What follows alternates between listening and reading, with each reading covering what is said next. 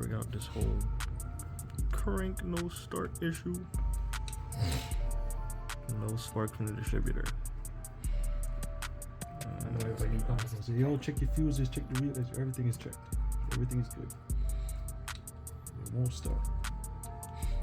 I even checked the wire harness ground, check these grounds, these got good grounds on it.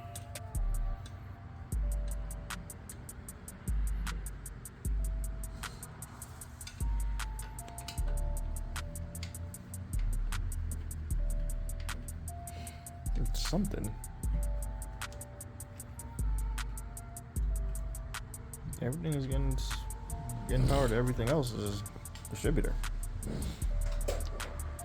Fuses are good. Relays are good. How did the blade go? How did the piece come out the blade?